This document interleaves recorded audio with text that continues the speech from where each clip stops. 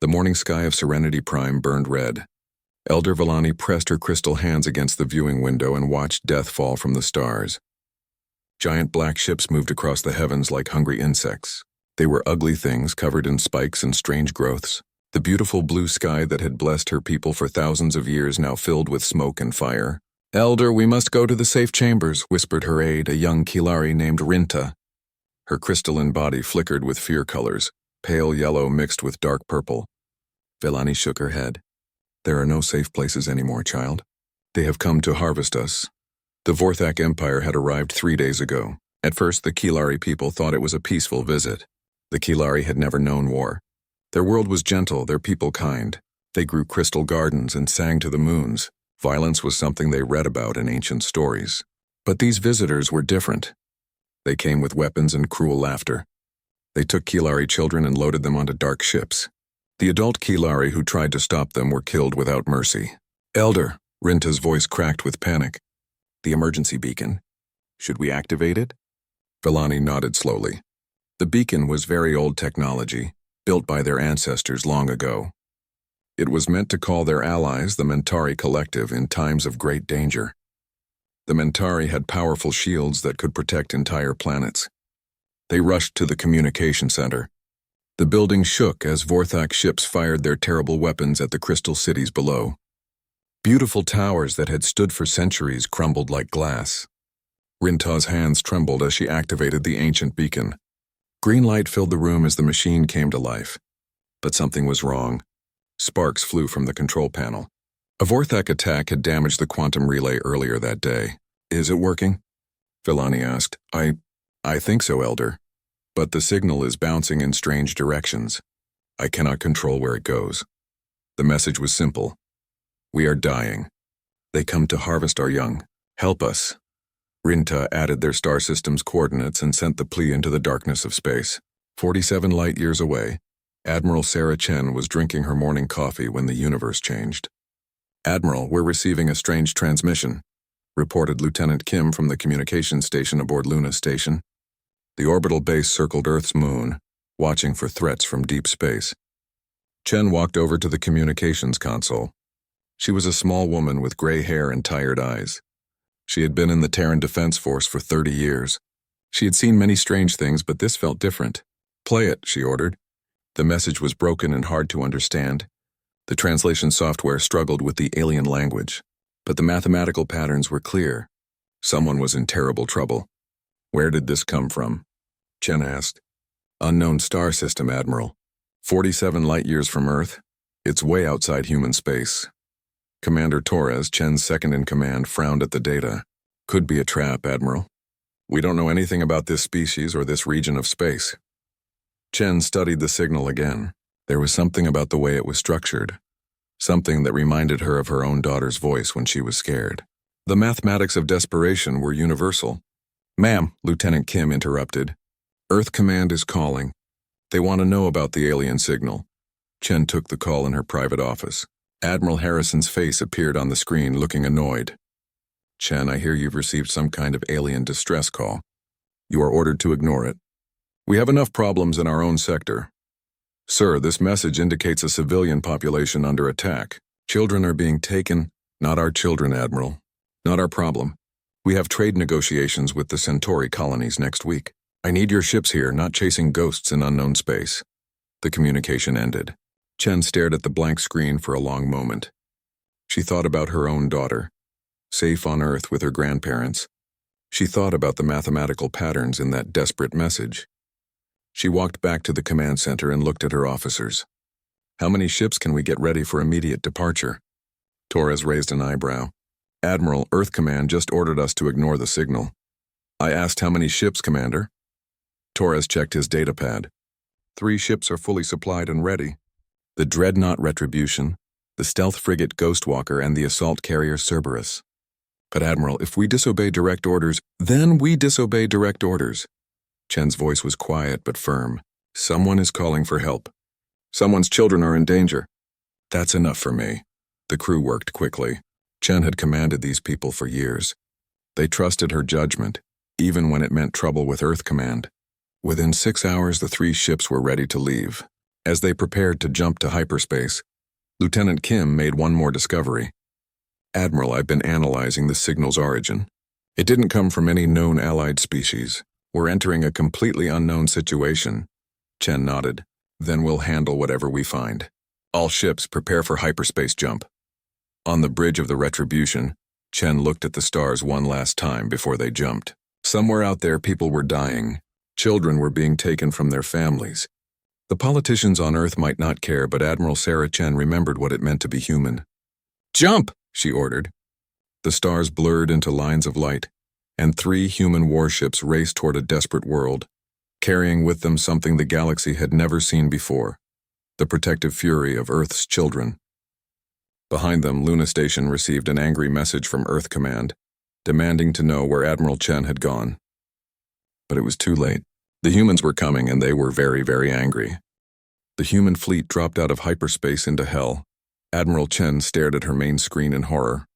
Serenity Prime, which should have been a beautiful blue world, was covered in smoke and fire. Massive alien ships surrounded the planet like hungry vultures.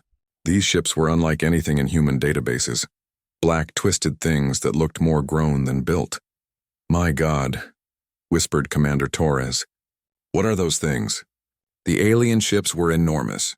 The largest ones were the size of small cities, covered in spikes and strange organic curves. Smaller vessels darted between them like angry wasps. "Sir, I'm detecting multiple refugee ships fleeing the system," reported Lieutenant Kim. "They're being hunted by enemy interceptors." Chen watched as beautiful, delicate ships tried to escape the planet. They looked like flying crystals, sparkling even in the dim light. But they were slow and had no weapons. The dark interceptors picked them off one by one like cats playing with mice. Commander Torres, tactical analysis. Now. Torres worked quickly at his station. 47 enemy vessels total, Admiral. 3 command ships, 12 heavy cruisers, and 32 interceptors. Their technology is advanced, but something's odd about it. Odd how? Their ships are designed to scare people, not fight efficiently. Look at all those spikes and decorations. It's like they want to terrify their enemies before fighting them. Chen nodded grimly. Bullies. They're used to picking on the weak. She turned to the communications officer. "Kim, try to contact both the refugees and the attackers. Let's see who we're dealing with." The first response came from one of the fleeing crystal ships. The voice was musical but filled with panic. "Unknown vessels, please help us. We are Kalari refugees from Serenity Prime. The Vorthak are harvesting our children. We sent a distress call to our allies, but..." The voice stopped. "Wait, you are not Mentari. Your ships, they carry weapons." "So many weapons," Admiral Chen frowned. These people had called for help, but now they seemed afraid of the humans too.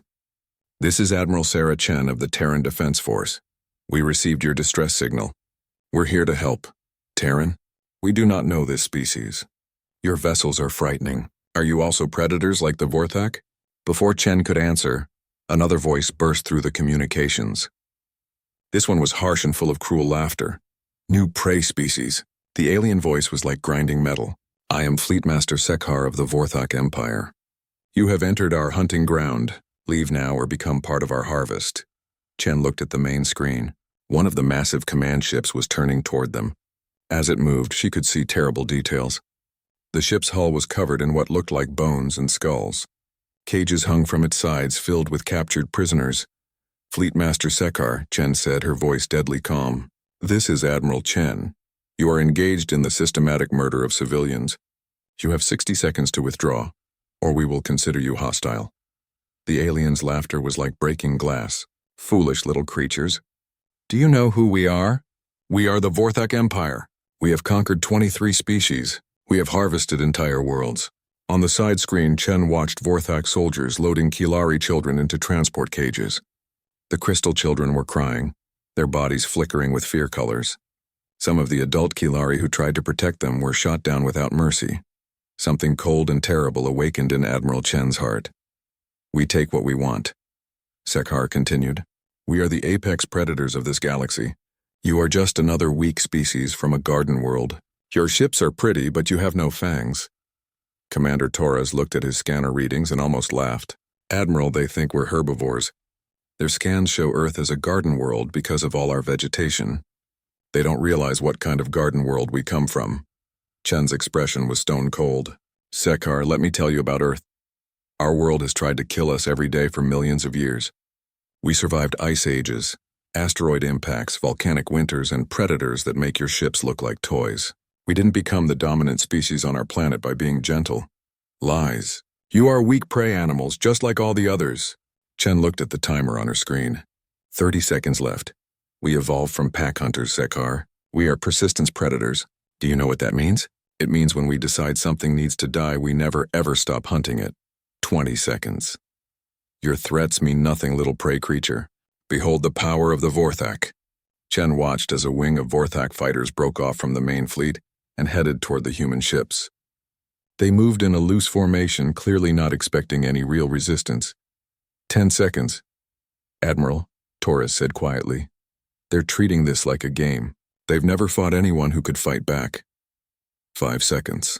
Chen thought about her daughter on Earth.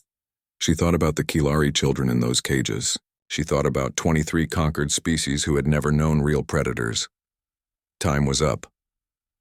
All ships, Chen said, her voice carrying across the fleet channels.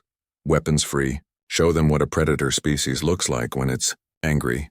The Vorthak fighters were still approaching, in their lazy formation when the human fleet opened fire.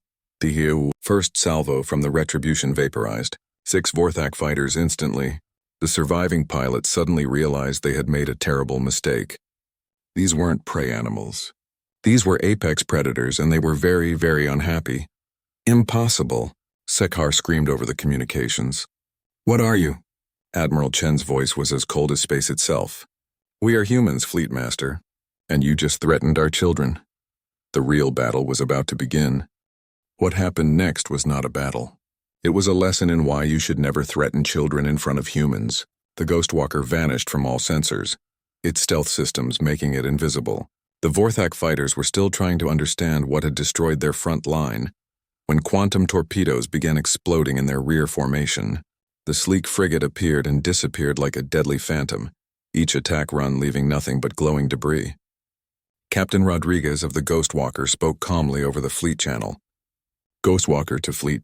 Rear guard eliminated, moving to target the harvesting ships. Meanwhile, the assault carrier Cerberus opened its launch bays. Human fighter craft poured out like angry hornets. But these weren't like any fighters the Vorthak had seen before. They moved with perfect coordination, each pilot knowing exactly where the others would be. Lieutenant Sarah Kim, leading Dragon Squadron, had grown up playing flight simulators and studying ancient Earth warfare. To her, this was just another mission. But to the Vorthak, watching their superior numbers mean nothing against human tactics was terrifying. Dragon lead to all fighters, Kim transmitted. Remember, priority targets are the ships with cages. Those children need to get home. The human fighters tore through the Vorthak interceptors like they were standing still. The Vorthak pilots couldn't understand it. How could these creatures react so fast? How did they know where to aim before their enemies even moved? On the Vorthak command ship, Fleet Master Sekar watched his forces being destroyed and felt something he had never experienced before. Fear. Impossible, he roared at his crew. They are just prey animals. How are they doing this? His tactical officer, trembling with shock, tried to explain. Fleet Master, their reaction times are 3 times faster than ours. Their ships move like living creatures. And their weapons. They are designed to kill, not just to frighten. But it was the Retribution that truly showed the galaxy what human anger looked like. Admiral Chen stood on her bridge watching the tactical display with cold fury. Each red dot on her screen represented a Vorthak ship. Each yellow dot was a Kilari refugee ship trying to escape, and those small purple dots were the harvesting ships full of captured children. Torres, target the harvesting ships. I want those children free. Admiral, they're using the prisoners as shields. If we fire our main guns, then we don't use the main guns. Chen's voice was deadly quiet. We use Marines. The Cerberus moved closer to the harvesting ships while the Retribution provided cover fire. Vorthak bioships tried to stop them. But human weapons were designed by a species that had spent millions of years learning how to kill things that were bigger and stronger than they were. Marine Captain James Park suited up with his team in the Cerberus assault bay. They had trained for boarding operations, but never like this. Never to rescue alien children from monsters. Listen up, Marines. Park shouted over the noise of battle. Those ships contain kids who are scared and far from home. We get them out. All of them. No exceptions. The Marines launched in armored pods that punched through the hulls of the Vorthak harvesting ships. What the Vorthak found waiting for them inside was their worst nightmare: human soldiers fighting to protect the innocent. The Vorthak were larger than humans and had sharp claws, but they were bullies, not warriors. They were used to fighting creatures who ran away or begged for mercy. Humans did neither. Marine Sergeant Lisa Rodriguez kicked down a door and found a cage full of terrified Kilari children. Their crystal bodies flickered with fear colors, but when they saw her gently remove her helmet and smile, their colors changed to confused hope. "Hey there, little ones," she said softly. "We're here to take you home." Behind her, the sounds of combat echoed through the ship as her fellow Marines systematically eliminated every Vorthak they found. It wasn't cruel, it was efficient. When humans decide something needs to be stopped, they stop it completely. Dr. Yuki Tanaka, the fleet's xenobiologist, watched the battle from the Retribution science station and finally understood what was happening.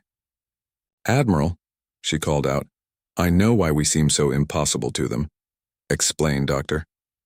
"The Kilari evolved from herd animals on low-gravity worlds. They think as a group, they avoid conflict. The Vorthak evolved as parasites on high-resource worlds. They're used to taking what they want from creatures that can't fight back." Chen nodded, watching as another Vorthak cruiser exploded under concentrated fire from human weapons. "But we evolved differently," Dr. Tanaka continued. "We're pack hunters from a death world. We coordinate like the Kilari, but we have the killer instinct that even the Vorthak don't really possess. We're what happens when you combine cooperation with predatory efficiency." On the main screen, Chen watched as the last of the Vorthak interceptors were destroyed.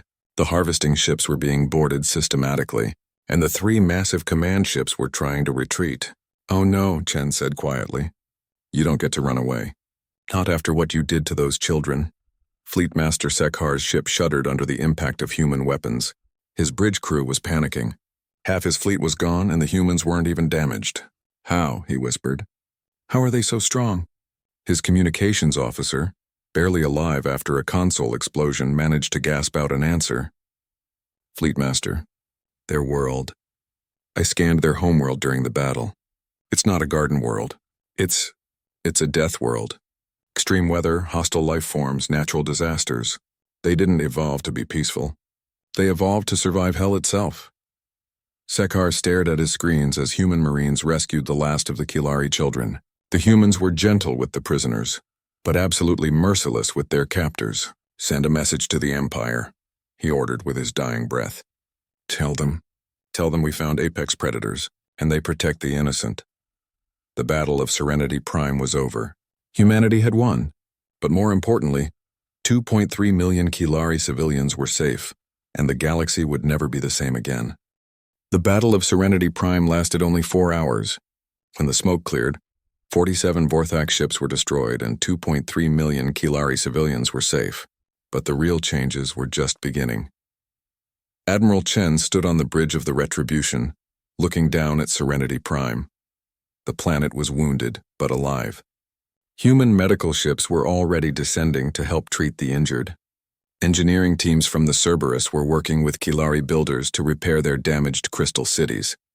"Admiral," Commander Torres reported, "the last of the Kilari children have been returned to their families. Medical says they're all going to be okay." Chen nodded, but she looked tired. Winning the battle had been easy. Dealing with what came next would be much harder. Elder Villani arrived on the Retribution 2 hours later. The old Kilari leader moved slowly through the human ship, her crystal body flickering with amazement colors. She had never seen technology designed for war, but she had also never seen warriors who cared so much about protecting strangers. "Admiral Chen," Villani said when they met in the conference room, "my people owe you a debt we can never repay. But we must ask, why did you come? We are strangers to you." Chen thought about the question. "Because someone called for help. That's what people do. But your own leaders ordered you not to come. You disobeyed them to save us." Chen smiled sadly. "Elder, let me tell you something about humans. We don't always listen to authority when innocents are in danger. Sometimes the right thing to do is not the legal thing to do." Villani's color shifted to deep respect purple. You are simultaneously the most dangerous and most protective species we have ever encountered." While they talked, news of the battle was spreading across the galaxy through quantum communication networks. The story was simple but shocking. A new species had appeared and destroyed an entire Vorthak fleet in 4 hours. On 17 different worlds, species who had lived in fear of Vorthak raids suddenly felt something they hadn't experienced in years: hope. The Zephyrian Council, bird-like creatures from the Outer Rim, held an emergency meeting. "If these humans can defeat the Vorthak so easily, perhaps they can help us too," chirped Council Leader Crix. The Mollusk Collective, peaceful ocean dwellers whose homeworld had been raided 3 times, sent their first diplomatic message in decades. "To the species called humans, we have heard of your victory. Will you help us too?" But it wasn't just the peaceful species who took notice. Emperor Thrak of the Saurian Empire read the battle reports with growing concern. The Saurians were conquerors like the Vorthak, though more honorable in their methods. But if these humans could destroy a Vorthak fleet so easily, what could they do to his own forces? "Send scouts to observe this human territory," he ordered his generals. "And prepare our border defenses. We may have a new enemy." Back on Earth, Admiral Harrison was furious. "Chen, you have created a diplomatic nightmare," he shouted over the quantum communicator. "We have 17 alien species requesting military aid, 12 others demanding trade agreements, and at least 3 empires who now consider us a threat." Chen, still aboard the Retribution near Serenity Prime, remained calm. "Sir, we saved 2.3 million innocent lives. I'd do it again. You don't understand the consequences. Earth isn't ready for this kind of galactic attention." "Then Earth better get ready fast, Admiral, because the galaxy just learned that humans exist and they're not going to forget." The conversation ended badly. Chen knew she would face a court-martial when she returned home, but she also knew that humanity's isolation was over, whether Earth Command wanted it or not. 3 days later, Dr. Tanaka made a discovery that changed everything. "Admiral, you need to see this," she said, rushing onto the bridge with a data pad. "I've been analyzing the quantum communication networks the Kilari use. The news of our victory has reached over 200 star systems." Chen looked at the data. Messages were pouring in from across known space. Most were asking for help, but some were very different. "Admiral," Lieutenant Kim reported, "we're receiving a priority transmission from the Vorthak Empire." "Put it through." The face that appeared on screen was similar to Fleet Master Sekhar, but older and covered in scars. This was clearly someone much more important. "I am War Leader Gorvak of the Vorthak High Command," the alien growled. "You have destroyed our harvest fleet and killed Fleet Master Sekhar. This is an act of war." Chen's expression didn't change. "War Leader, your people were committing genocide. We stopped you. If you want to call that war, then you're declaring war on the wrong species. You think your 3 ships scare us? We have 1,000 fleets, and we have 1,000 worlds full of very angry humans who don't like bullies. Your choice, War Leader. Leave the innocent species alone or find out what happens when an entire death world decides you're the enemy." Gorvak's expression shifted from anger to uncertainty. "Death world?" Dr. Tanaka stepped forward. "War Leader, let me explain something. Your species evolved on high-resource worlds where you could take whatever you wanted. Our species evolved on a planet that spent millions of years trying to kill us. We survived by becoming the most efficient killers in our ecosystem, and now you've made us angry." The transmission ended abruptly. 6 months later, Vorthak raids across the galaxy had dropped by 89%. The Vorthak Empire issued a galaxy-wide declaration that any system under Terran protection was to be avoided at all costs. Admiral Chen, despite facing a court-martial, was quietly promoted and given command of humanity's first exploration fleet. Her new mission: establish diplomatic contact with species throughout the galaxy. But everyone understood her real job. She was the galaxy's immune system, a reminder that somewhere out there, the death world predators of Earth were watching.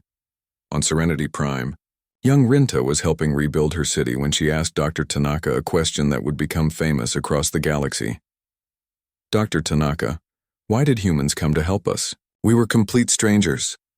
Dr. Tanaka smiled and looked up at the stars where human ships now patrolled. "Because when someone calls for help, you answer. That's what people do." The galaxy had learned a new rule: don't threaten the innocent when the Deathworlders are listening, and humanity had learned something too. Sometimes the right thing to do is to ignore the rules and help anyway. The age of human expansion had begun, not through conquest but through protection. And the universe would never be the same.